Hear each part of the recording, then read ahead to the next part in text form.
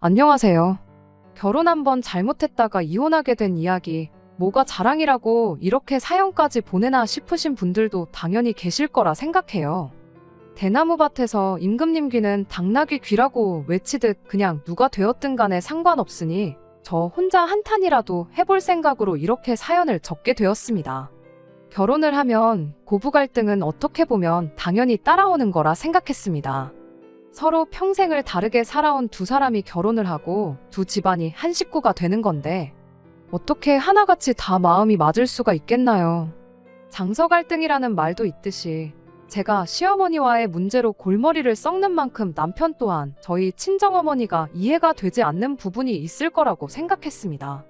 서로 다른 두 집안이 결혼하는 것인 만큼 그 정도 의견 차이는 당연히 겪을 수도 있는 일이라고 생각했지요. 평생을 저희 할머니한테 당하고만 사신 저희 어머니도 아버지랑 아직도 잘 살고 계시는데 익숙해지면 괜찮을 거라 생각했고 모든 건 시간이 해결해줄 문제라고 생각했어요. 그만큼 제가 이혼이라는 결정을 내리게 된 게 그냥 하루 만에 결정한 것이 아니고 견딜 만큼 견디고 버틸 만큼 버티다 내린 결정이라는 걸 알아주셨으면 합니다. 남편과는 중매 결혼을 했다고 표현하는 게 제일 맞는 것 같네요. 사실 저는 결혼하는 데 있어서 서로 사랑하는 마음이 가장 중요하겠지만 그 사랑이란 게 안정적인 기반에서 나오는 거라 생각했어요. 제가 조건 따져가며 남편 골라서 시집갈 만큼 잘난 사람은 아닙니다. 그저 결혼할 때 있어서 양가 형편이 비슷하고 두 사람 벌이도 비슷한 사람들끼리 결혼하는 게 가장 행복할 것이라는 생각이었어요. 어느 한쪽 기우는지 법고 서로 비슷한 조건이라면 결혼 후에 이런저런 이야기가 나올 일도 없을 거라 생각했죠. 그래서 원래는 결혼정보회사에 가입을 했었어요. 사람마다 느끼는 바가 다를 테고 무조건 제 말이 맞는 건 아니겠지만 저는 거기서 썩 좋은 경험을 하지는 못했습니다. 뭐랄까, 남자는 한 살이라도 어리고 이쁜 여자를 찾는 거고 여자는 한 푼이라도 더 벌고 이왕이면 명예까지 있는 그런 남자를 찾는 거라는 걸 기본 전제로 깔고 있는 것처럼 느껴졌거든요. 사람 욕심이란 게 있는 법이고 아마 다른 소개받는 분들도 회사에 요청한 게 있으니 매칭 자체가 그렇게 되었을 수도 있다고 생각합니다. 무작정 회사가 잘못한 거라고 말할 수는 없는 노릇이었죠. 다만 저는 단지 저랑 비슷한 형편의 사람을 만나고 싶었을 뿐인데 계속해서 제 나이를 가지고 어떨 때는 제 직업을 가지고 절대로 비슷한 조건을 가진 사람이 저를 만나고 싶어 하지 않을 거라며 계속 M1 사람들만 소개를 시켜주곤 했어요. 결국 그렇게 결혼정보회사에서 남자를 소개받는 건 포기하고 저희 부모님 인맥들 아름아름해서 그렇게 사람들을 소개받다가 남편을 처음 만나게 되었습니다. 서로 비슷한 조건을 가지고 있다는 걸 떠나서 남편하고의 만남 자체가 굉장히 즐거웠어요. 조건만 맞아도 감지덕지였을 텐데 성격이나 취향까지 비슷했으니 더할 나위 없이 좋았죠. 남편 또한 저와 몇 번 만나면서 어렴풋이 저랑 결혼을 하겠구나 싶은 생각이 들었답니다. 두 사람 마음이 맞으니 연애 시작하고 결혼 이야기까지 나오는데도 그렇게 오랜 시간이 걸리지 않았어요. 말씀드렸다시피 양가 형편도 비슷했고 두 사람 벌이도 비슷했다 보니 나름 저 스스로가 이 결혼에 확신을 가지고 있었습니다. 그렇게 연애 시작하고 얼마 지나지 않아서 양가 부모님께 서로를 소개를 시키게 되었습니다. 저도 저였지만 당시 남편이 나이가 조금 있었다 보니 시댁에서는 하루라도 빨리 결혼을 시키고 싶어하는 눈치였습니다. 그런데 자꾸 언제쯤 날짜를 잡아야 하나, 언제가 좋겠나 하면서 눈치를 보는 게 저도 빨리 결혼을 하고 싶어 하는 건가 떠본다기보단 무언가 다른 눈치를 보는 느낌이 들었습니다. 그리고 제 예상이 맞았어요. 아니나 다를까 시부모님이 솔직히 말할 게 하나 있다면서 신우 이야기를 꺼내왔습니다. 남편이로 2살 많은 신우가 있는데 신우는 그때까지도 결혼을 안 하고 시부모님 가게 일을 도우며 함께 살고 있었어요. 그리고 두 분이 남편과 저희 결혼을 이야기하면서 다른 사람이 아니고 그런 신우 눈치를 봤던 겁니다. 처음엔 신우가 저희가 뭘 하던 말던 별로 관심 없다는 눈치로 저희가 거실에서 자리 깔고 앉아 이야기 나누는 동안 혼자 자기 할 일 하면서 돌아다니고 있었거든요. 그런데 시부모님 입에서 결혼은 언제쯤 시키는 게 좋으려나 하는 한마디가 나오자마자 이쪽엔 관심도 안 주던 신우가 갑자기 돌변해서는 저희 쪽으로 성큼성큼 다가오기 시작했어요. 그러더니 시선은 저한테 고정을 해서는 시부모님께 한마디 하더군요. 절대 나보다 동생 먼저 결혼시킬 생각은 하지 말라고. 찬물도 위아래가 있고 모든 일에는 순서가 있는 거 알지 않느냐며 시부모님께 한 소리를 하고 가더라고요. 말은 시부모님께 하고 있지만 그 소리는 저한테 하는 경고나 마찬가지였어요. 신우가 저러고 방으로 휙 들어가 버리니 시부모님이 쩔쩔매면서 제 눈치를 보기 시작했어요. 신우는 당신들이 잘 이야기해 볼 테니 걱정하지 말고 계획대로 결혼 준비를 시작하라고 하셨죠. 어차피 저희가 연애를 시작한 지 그렇게 오랜 시간이 지난 게 아니었다 보니 결혼 날짜를 잡는 데 있어서 서두를 필요는 없었습니다. 신우가 저러는 꼴을 보니 괜히 결혼이라도 먼저 했다가 평생 좋게 지내기는 글렀다 싶어서 1년 정도는 더 연애를 해도 괜찮겠다고 남편한테 말했었는데 남편이 한다는 소리가 누나가 결혼할 사람이 있는 것도 아니고 그렇다고 해서 만나는 사람이 있는 것도 아니라고 하더라고요. 그때는 정말 눈앞이 깜깜했습니다. 시부모님이 신우 눈치를 그 정도로 보는 걸로 봐서는 어떻게든 저희가 결혼 먼저 할 수 있게 해준다고 말은 그렇게 했지만 그 길이 쉽지만은 않을 것 같아 보였거든요. 아니나 다를까 친정 부모님도 이 이야기를 듣더니 굉장히 불쾌해하셨어요. 모든 일에는 때가 있는 법인데 누나 되는 사람이 당연히 양보를 해야지 자기 때문에 동생 혼사길까지 막고 있는 게 말이나 되냐면서 괜히 저러다 결혼이 엎어지기라도 하면 우리 딸 그러니까 저는 저대로 시간 낭비만 하고 나이는 나이대로 한 살 더 먹고 노처녀가 괜히 되는 거겠냐고 남자 하나 잘못 만나서 팔자 꼬이면 문제없이 멀쩡한 사람도 그렇게 되는 거다 하면서 굉장히 기분 나빠하셨어요. 남편이 저희 부모님께 절대로 그런 일이 생기게 두지는 않겠다고 이번엔 자기도 나서서 누나가 저희 결혼하는 데 있어서 깽판 치는 일 없게 하겠다고 또 약속을 했습니다. 그 후로 며칠 지나서 이번엔 신우를 빼고 시부모님을 따로 만나는 일이 있었어요. 그때 조금 안심이 되었던 게 시부모님 또한 신우 때문에 저희들 결혼을 늦추고 싶은 생각이 없다고 말을 하셨거든요. 막상 저희가 결혼을 먼저 하게 된다고 한들 신우가 땡깡 부리는 것 때문에 고생이야 좀 하겠지만 자기가 뭐 어쩔 수 있겠냐. 시간 지나면 나아지겠지 하시면서 일단 신우는 생각하지 말고 계획한 대로 진행을 하라. 그런 식으로 이야기를 했어요. 물론 그 자리 자체가 아무래도 남편이 저희 집에서 나눈 이야기를 가지고 집에 가서 이야기를 했기 때문에 만들어진 자리라는 건 안 봐도 알 수 있었지만 말씀드렸다시피 저 또한 결혼 이야기 나왔다고 해서 당장 결혼하는 것보다 조금 느긋이 연애하면서 서로를 알아가는 과정 또한 중요하다고 생각했기에 일단 상황을 두고 보자는 심정이었습니다. 그리고 만약에 결혼할 때가 와서 신우 때문에 문제가 생기게 된다면 그땐 시부모님이 제안했던 것처럼 신우는 아예 무시해버리고 그냥 결혼식을 올려버릴 생각이었어요. 그런데 막상 신우도 이번엔 남편이 진짜로 자기는 상관 안 하고 결혼을 하겠다 작심을 한 걸 어렴풋이 눈치를 챘던 건지 양가 부모님께 서로를 인사시킨 뒤 1년이 지나지 않은 시점에 가족들 앞에 결혼 소식을 전해왔습니다. 신우가 한참을 연애도 안 하고 혼자 지내면서 있었기에 갑작스런 결혼 소식에 남편도 시부모님도 다들 놀랐다고 하네요. 그리고 덕분에 동생 혼사길도 망치지 않게 돼서 정말 다행이라며 시부모님이 엄청 기뻐하셨답니다. 결혼할 사람이 생겨서 신우도 마음에 여유가 생겼던 건지 아예 저를 이미 올케처럼 여기는 듯 싶었어요. 가족들한테 결혼할 상대방을 인사시키는 그 자리에 저까지 불러냈거든요. 제가 거길 왜 가야 하나 싶으면서도 그래도 불렀는데 가야지 싶어서 약속 장소로 향했습니다. 남편과 시부모님이 먼저 자리에 도착해 있었고 그리고 나서 제가 도착을 했고요. 주인공인 신우가 결혼할 상대방을 데리고 가게 안으로 들어왔는데 저도 그랬겠지만 자리에 있던 모든 사람들 표정이 약간 얼이 빠진 모습이었습니다. 신우가 결혼 상대라고 데리고 온 사람이 외국인이었거든요. 키도 거의 190은 되어 보였고 덩치도 엄청 좋았어요.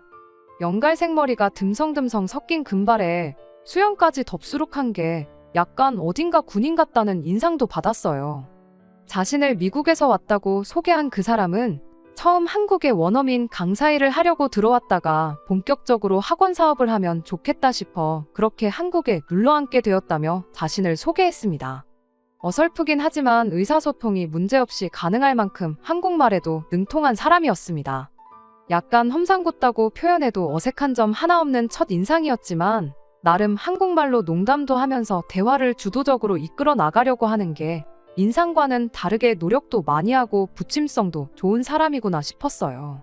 내심 시부모님도 신우가 혹시 어디서 개차반 같은 사람을 데려와서 결혼하겠다고 드는 건 줄 알고 걱정하셨던 것 같은데 데려온 상대가 금갈색 머리 외국인인 부분에 대해서는 조금 당황스러워 보이긴 했지만 몇 마디 나눠보고 이내 마음에 들어하는 듯한 눈치셨습니다.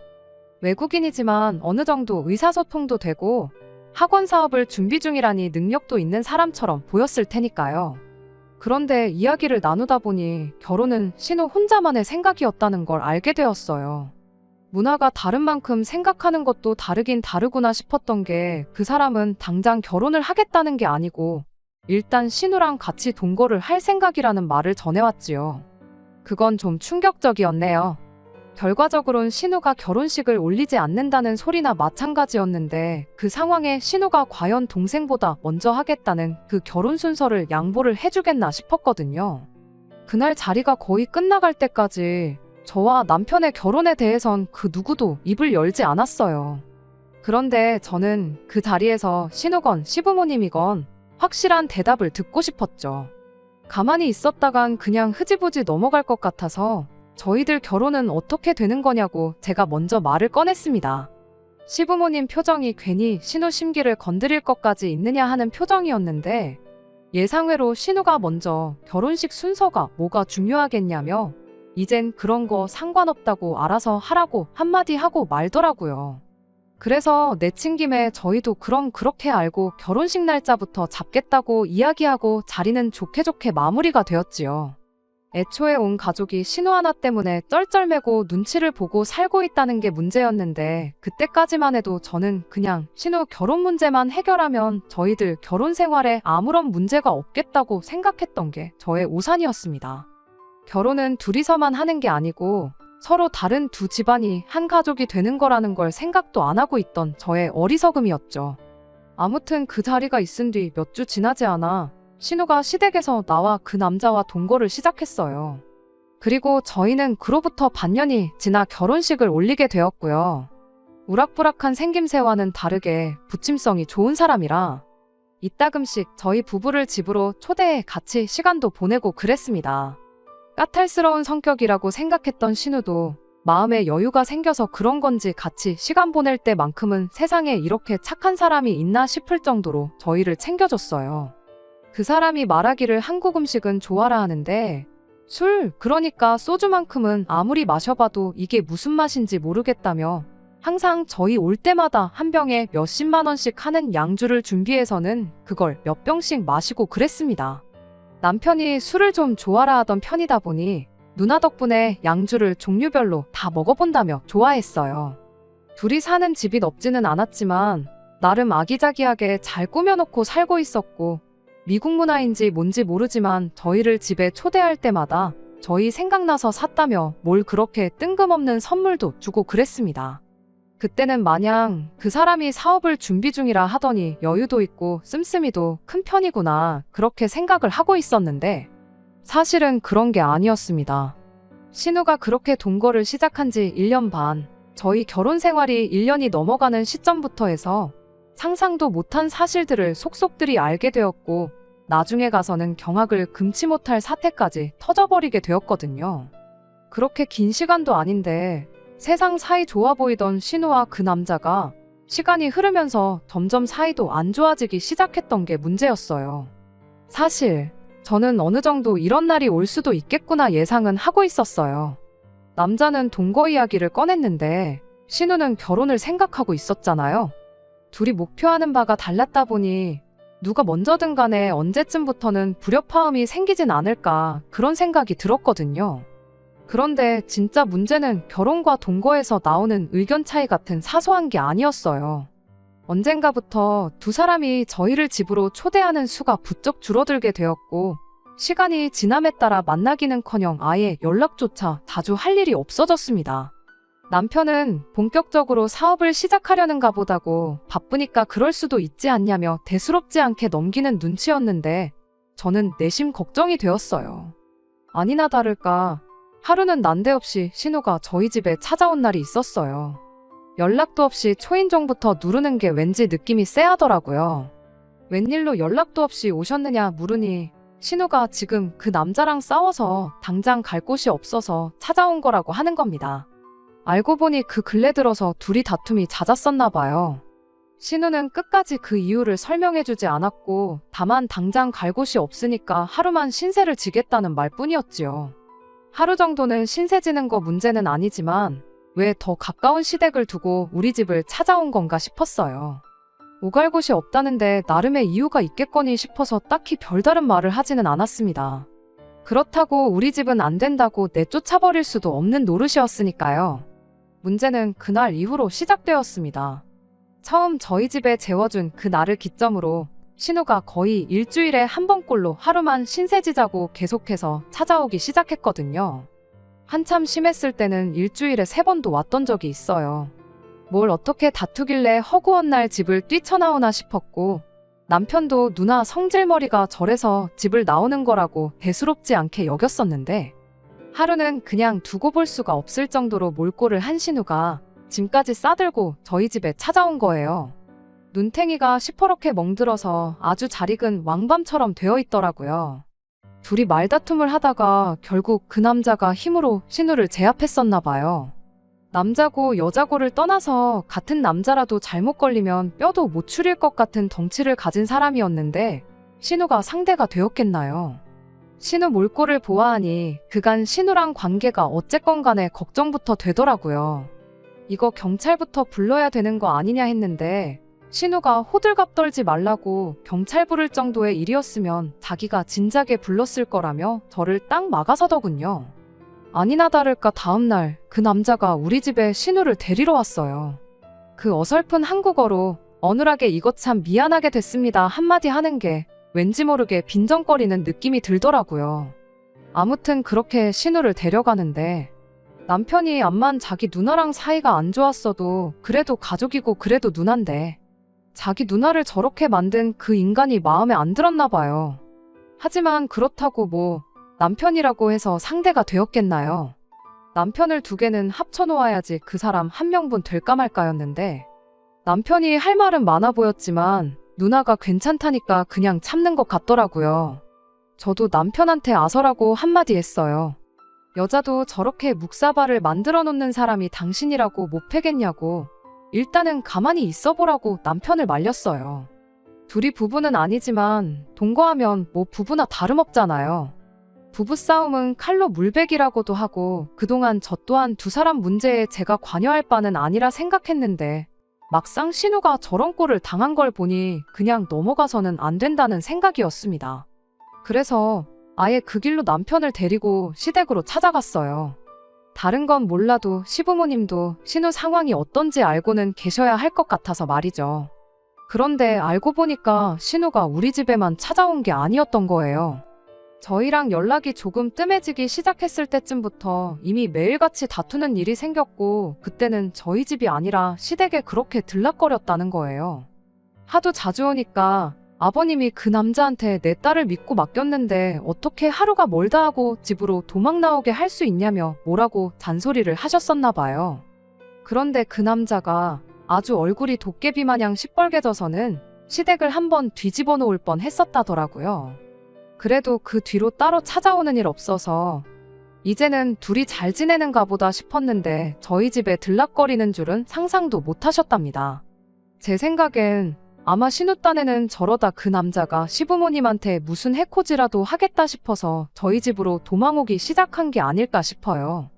아무튼 신우가 그렇게 다투는 걸 알고 계셨다면 혹시 무슨 일 때문에 저렇게 하루가 멀다 하고 싸우고 있는 건지 그 이유는 알고 계시냐 물었어요. 신우가 저희한테는 도무지 이야기를 안 해준다고요.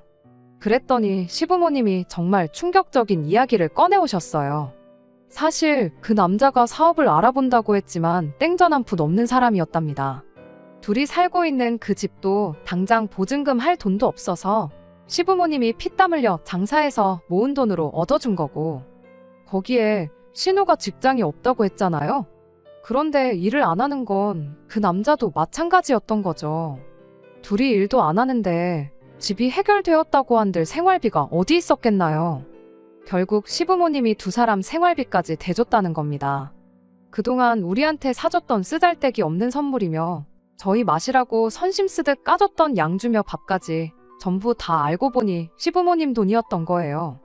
문제는 두 사람 씀씀이가 워낙에 크다 보니 시부모님이 언제까지고 그렇게 해줄 수가 없었던 겁니다. 심지어 그때가 또 마침 코로나가 끝나갈 때쯤이었는데, 코로나 겪는 동안 시부모님 장사도 많이 안 좋아지게 되었고 결국엔 그간 모아놓은 노후 자금까지 털어서 신우한테 퍼주고 있었던 거라네요. 그런데 이제 여유분까지 돈을 전부 써버리고 나니까 더 이상 두 분이 신우한테 계속 돈을 대줄 수가 없게 되었던 거죠. 두 분 노후 자금을 전부 다 쓰신 건 아니지만 여유분을 탕진하는데 고작 1년의 시간도 걸리지 않았던 겁니다. 아무튼 그렇게 생활비가 끊기게 되니 그 남자가 그것 때문에 뿔이 나서 신우한테 화풀이를 하기 시작했던 거였고, 결국엔 그렇게 매번 생활비 문제로 다투다가 눈탱이가 밤탱이가 돼서 우리 집에 찾아오게 되었던 거예요. 신우가 눈이 시퍼렇게 돼서 우리 집에 짐 싸들고 도망 나오기까지 했다는 그 이야기를 전하니 시부모님도 엄청 충격을 먹은 듯 보였어요. 그런데 시부모님이 애초에 집에 데리고 온 첫날의 결혼 생각도 크게 없어 보였는데 그때 신우 동거를 못하게 반대를 했었어야 했었다고. 그런데 아무래도 니들이 마음에 걸려서 그냥 둘이 같이 살게 했는데 일이 이렇게 될 줄은 몰랐다며. 신우가 저런 인생을 살고 있는 걸 난데없이 저희한테 탓을 돌리기 시작하는 거 아니겠어요? 정말로 어이가 없었죠.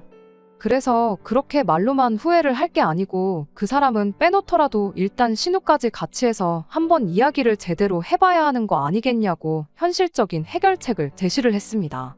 그렇게 신우를 시댁으로 불러내서 온 가족이 이야기를 나누게 되었어요. 다들 하나같이 신우한테 무슨 좋은 꼴을 보겠다고 눈탱이가 밤탱이가 되면서까지 같이 살고 있냐고 그냥 결혼 안 한 거 천만다행으로 알고 그 인간하고 헤어지라고 이야기했는데 신우도 참 제정신이 아니었어요. 그 남자를 너무 사랑해서 포기를 못하는 것도 아니고 결과적으로는 그럼 나는 다시 이 지긋지긋한 집에 들어와서 엄마 밑에서 살아야 되는 거 아니냐고 그러긴 싫다고. 그냥 엄마 아빠가 돈만 제때 보내주면 없었을 일이라면서 자기 인생 망칠 생각 마시고 돈이나 보내달라는 말도 안 되는 소리를 하더라고요. 제 귀에는 그게 스스로 일해서 벌어먹고 살 생각 없고 평생 부모님이 피땀 흘려 모아놓은 돈으로 빌어먹고 살 생각밖에 없다는 소리로밖에 들리지가 않았습니다. 그런데 또 생각해보니 그런 이유라면 나도 더 이상 신우 인생에 관여하고 싶지가 않더라고요. 저는 한 가족으로서 진심으로 신우를 걱정해준 건데 신우는 그냥 부모 돈으로 편하게 먹고 살고 싶다는 소리를 하고 있으니 말이에요. 그래서 한마디 했죠. 그런 이유라면 둘이 싸우고 나서 우리 집에 올 생각하지 말라고 했어요. 말이 끝나기 무섭게 그날까지 우리한테 친한 척하던 신우도 마음이 상한 건지 저희 결혼 전에 알고 있던 원래의 신우 모습으로 돌아가더라고요. 있는 대로 성질을 부리면서 더럽고 치사해서 내가 너네 집 가나봐라 씩씩거렸는데 막상 그 이야기 나누고 며칠 지나지 않아서 또 저희 집 초인종을 누르곤 하루만 신세 좀 지겠다고 찾아오더군요. 저 또한 했던 말도 있고 그러니 진짜 우리 집에 들일 생각일랑 없었는데 남편이 그래도 이런 엄동설안에 어떻게 누나한테 노숙을 하라고 할 수도 없는 노릇 아니냐며 기어이 문을 열어주더라고요. 그래서 신우한테 염치 좀 챙기라는 식으로 한마디 꺼냈는데 신우도 그때 와서는 시부모님이랑 똑같은 말을 하더군요. 니들 때문에 남자 하나 잘못 만나서 내 인생이 꼬였다니 어쩌니 하면서요. 아니 누가 결혼하라고 동거하라고 등 떠밀었냐? 어차피 형님이 그 남자랑 동거 안 했어도 형님 무시하고 우리끼리 알아서 결혼식 올릴 생각이었다고요. 그렇게 신우랑 언성을 높이고 있으니 남편도 눈치를 챙긴 건지 거기선 그걸 우리 탓을 하면 어떡하냐고 하면서 제 편을 들어주긴 하더라고요. 제가 신우한테 어떻게든 부모님 돈으로 편하게 먹고 살 생각은 그만하고 그 사람하고 정리하고 직장을 구하라고 이미 보증금 들어가 있는데 시댁으로 돌아갈 필요도 없는 거 아니냐. 당장 생활비는 더 나가겠지만 형님이 직장 구해서 그 남자랑 헤어지기만 하면 끝나는 문제다. 다시 한번 강하게 대 생각을 이야기해줬더니 신우는 제 말을 들을 생각은 안 하고 기어이 울음을 터뜨리더라고요. 아니, 지금 답답해서 울고 싶은 사람이 누군데 왜 우리 앞에서 약한 척 질질 짜고 자빠졌냐고 한마디 하려고 했는데 남편이 누나 눈물을 보더니 마음이 약해졌나 봐요. 그 길로 지 누나한테 달려가선 울긴 왜 우냐며 누나를 달래주더라고요. 그러더니 결국 나한테 너무하다고 누나가 그래도 의지할 곳이 우리밖에 없어서 찾아온 건데 그렇게 매정하게 굴 필요가 있냐며 뭐라고 할 게 아니라 우리가 방법을 찾아보자며 누나 편을 드는 거예요. 그리고 나서 남편이 신우를 방에 데리고 가서는 둘이 이러쿵저러쿵 무슨 이야기를 나누더라고요.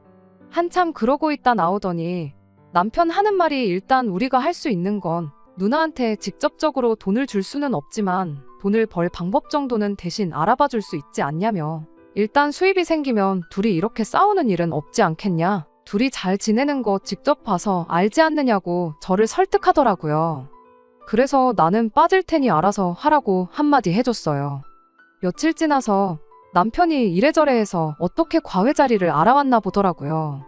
전단지 만들어다 여기저기 붙이고 당근에도 올리고 하면서요. 당장 누나도 그렇고 그 사람도 그렇고 직장 구해서 일할 생각은 없어 보이지만 과외 자리면 하루 한두 시간 짬만 내면 되는 거니 문제 없을 거라고. 그리고 원어민이니만큼 페이도 세서 조금만 해도 웬만한 사람들 월급만큼은 벌겠다고 하면서 최대한 이런 식으로라도 도와주자는 소리를 하더라고요. 생각보다 남편의 아이디어가 먹히긴 했어요. 아무래도 원어민 직접 과외를 원하는 집이 많다 보니 연락이 엄청 많이 오더라고요. 남편은 신우한테 과외 공고 올리는 방법 같은 걸 알려주고 그 길로 신우네한테서 손을 뗐고요. 수입이 생기니 신우가 싸웠다고 저희 집에 찾아오는 일도 없어졌고 그렇게 우리 인생에 다시 신우가 빠지게 되니 남편하고 언제 그랬냐는 듯 다시 사이가 좋아졌어요.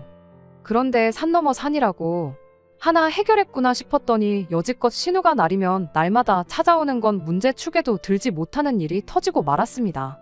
아무튼 신우랑 그 남자가 다시 평화롭게 된 데에는 남편 공이 컸지만 저랑은 앙금이 남아있었다 보니 둘이 다시 사이가 좋아졌더라도 예전처럼 저희를 집에 초대하거나 같이 시간을 보내거나 하지는 않았습니다.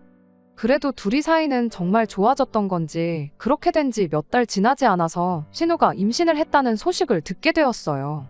경사였죠. 시부모님도 이젠 아이가 생겼으니 그 남자도 동거를 끝내고 결혼을 하자고 들지 않겠나 나름 그런 기대를 하셨나 봐요. 그 이후로는 신우네가 다시 저희한테도 연락을 하기 시작했어요. 뭐 보나마나 조카 생겼으니 뭐라도 하나 받아내고자 연락을 했던 걸 테지만 저도 제 나름대로 신우가 안정이 되는 편이 제 인생에 도움이 되면 되는 상황이었으니 그 상황을 애써 반겨보려고 노력했습니다. 신우가 임신 6개월이 지났을 때는 실제로 두 사람 사이에 결혼 이야기가 오가기 시작했습니다. 신우가 배가 너무 부른 상태에서는 결혼식을 올리고 싶지 않다며 아이 태어나고 나서 몸매 관리 좀 받은 다음에 그때 가서 결혼식을 올리는 쪽으로 이야기가 되었던 것 같아요. 그래서 뭐 저희는 웨딩 사진을 어디서 했니? 스드메 정보는 어디서 얻었니? 그런 심심한 이야기를 한참 신우랑 주고받고 있었는데 신우 아이 태어나기 2달 전 경악을 금치 못할 사건이 터져버리고 말아버렸습니다. 신우가 이게 무슨 일이냐고 펑펑 울면서 저희 집이고 시댁이고 전화를 돌린 거예요. 자고 일어나니까 제임스가 온데간데 없다면서 이게 무슨 일이냐고 아주 난리가 났던 거죠. 저희도 이게 무슨 일인가 싶었어요. 전화 끊기가 무섭게 그 길로 시부모님 모시고 신우네 집으로 달려갔죠.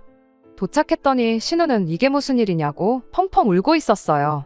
집안 분위기를 보아하니 급한 대로 자기 집 몇 개만 챙겨서 잠적을 해버린 것 같더라고요. 편지 한 통도 남겨놓지 않고요. 그간 얼마나마 벌어서 모아놓은 돈도 동전 한 입 남겨놓지 않고 싹 다 챙겨간 상황이었어요. 대놓고 야반도주를 한 건데 암만 전화를 한다고 한들 그 사람이 미쳤다고 전화를 받을 일도 없었겠죠. 그 뒤로 정말 난리도 아니었지요. 남편이 어떻게든 그 사람 찾아내겠다고 백방으로 노력했는데 애초에 그 사람 이름이 제임스도 아니었고 저희가 알고 있던 모든 개인정보가 다 가짜였다는 사실까지 알게 되고 나니 그 사람 찾아내는 건 글렀구나 싶었습니다. 당연한 소리겠지만 그 이후로 집안 꼴이 말도 아니었어요. 신우는 그 길로 시댁으로 다시 들어와서 살게 되었고요. 예정일이 다가와 가는데 딱히 다른 수도 없었으니 말입니다. 그러던 와중에 남편이 집념을 발휘해서 그 인간을 찾아낼 수 있었습니다. 실제로 찾은 건 아니고 그 사람의 SNS를 찾아낸 거예요. 이미 본국으로 돌아간 상황이었고 여기저기 놀러다니는 사진을 올리는 걸로 봐서 자기가 뿌려놓은 씨는 신경도 안 쓰이는 듯 인생을 즐기며 살고 있는 듯 보이더군요. 충격적인 건 저희가 알고 있던 이름뿐만 아니라 어느 나라에서 왔는지 나이가 몇 살인지도 전부 다 거짓말이었어요. 심지어 그쪽 나라에 이미 한국에 오기 전부터 가정까지 꾸리고 살고 있는 한 집안의 가장이기까지 했다는 사실에 저희는 경악을 금치 못했습니다. 그래도 꼬리를 잡았다는 게 어디냐 싶었고 저희는 그 길로 바로 법률 상담을 받으러 갔어요. 소송도 가능하고 양육 비청구도 가능하다는 답변을 받았는데 문제는 그 과정 자체가 상당히 힘든 길이 되겠다는 이야기였습니다. 양육비 역시 안 주면 받아낼 방법이 없다는 식이었는데 이제 다 해결했구나 싶었는데 그 희망마저 산산조각이 나버리고 말았어요. 그래도 저희는 신우를 위해서 할 수 있는 최선을 다했다고 생각했는데 그게 아니었어요. 그 남자를 인터넷으로 찾아낸 얼마 뒤 저는 남편과 이혼을 결심하게 되었습니다. 하루는 시어머니가 저희를 불러내서 시댁에 찾아갔어요. 신우도 나라 잃은 표정을 하고 옆에 같이 앉아 있었죠. 신우 몰골을 보니 그간 맘고생이 얼마나 심했는지 단번에 알 수 있었어요. 참 딱해 보였죠. 그런데 그런 안쓰러운 마음도 잠시 시어머니가 저희한테 기니 할 말이 있어서 오늘 자리를 만든 거라는 말로 이야기를 시작했을 때 오늘 이 자리에 우리를 부른 게 절대로 좋은 일로 부른 건 아니겠구나 하고 대충 감이 오긴 했는데 이어진 시어머니가 난데없이 정말 제 상식을 뛰어넘는 말도 안 되는 요구를 해왔습니다. 곧 태어날 신우 아이를 저희가 맡아서 키우면 어떻겠냐고요. 당신이 알아봤는데 어떻게 조금 수만 쓴다면 조산원 같은 데서 아이를 출산하고 출생신고를 저희들 이름으로 할 수 있다더랍니다. 신우가 그 자식하고 결혼한 사이가 아닌 게 천만다행이지 않냐며 서류상으로 아무 문제가 없는 상황이니 저희가 태어날 신우 아이만 거둬주기만 하면 신우는 아무 걱정 없이 새 출발을 할 수 있다는 거예요. 가족 좋은 게 다 뭐냐시며 힘들 때 서로 도와주는 게 진짜 가족이 아니겠냐 하시는데 그렇게까지 말하는 거 보니 시어머니가 그냥 하는 말이 아니라 진심으로 하는 말이구나 싶더라고요. 당연히 저는 싫다고 했어요. 무슨 그런 말도 안 되는 부탁을 아무렇지도 않게 하시냐고요. 그랬더니 옆에서 가만히 있던 신우가 입에 거품을 물고는 그게 무슨 말도 안 되는 부탁이냐며 따지고 보면 니들 때문에 이렇게 된 거라고 이 상황을 저희 탓으로 몰고 가기 시작했습니다. 그래서 신우가 말 꺼내기 전에 제가 한마디 했죠. 저희 때문에 억지로 등 떠밀려서 그 사람하고 동거를 시작했다는 소리는 꺼내지도 말라고요. 전에도 말했듯이 형님이 그 인간 안 만났어도 우리는 형님 사정 볼 것도 없이 그냥 결혼할 생각이었다고 딱 잘라서 말해줬습니다.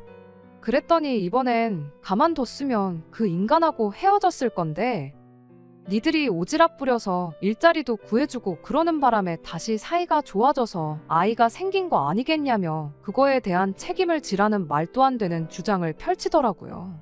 시어머니의 말도 안 되는 부탁도 이 모든 상황을 저희 탓으로 몰고 있는 신우의 억지도 어이없었지만 그 와중에 제일 어이가 없던 건 바로 남편의 반응이었습니다. 절대로 신우 애를 키울 수 없다는 제 말에 힘을 보태주기는커녕 옆에 앉아서 저한테 소곤거리길 죽은 사람 소원도 들어준다는데 죽고 나서 들어줘봐야 그게 다 무슨 소용이겠냐고 살아있을 때 도와주는 게 맞는 거 아니냐며 불쌍한 우리 누나 인생 구제해주는 셈 치고 아이를 우리가 키워주는 게 어떻겠냐고 저를 설득하려 들던 남편의 반응이었습니다. 별것도 아닌 일에 제 편을 들어주면 뭐해요. 정작 중요할 때는 가족 편을 들어주는데 정말 믿는 도끼에 발등 찍힌다는 기분이 딱 이런 기분 아닐까 싶었습니다.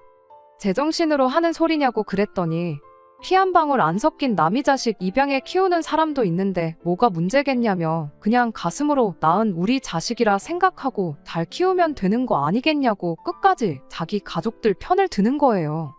거절해봐야 이 인간들한테 피도 눈물도 없다고 평생 원망이나 받을 텐데 더 이상 제가 이 인간들하고 한 가족으로 있어야 할 이유가 뭐가 있나 싶었어요.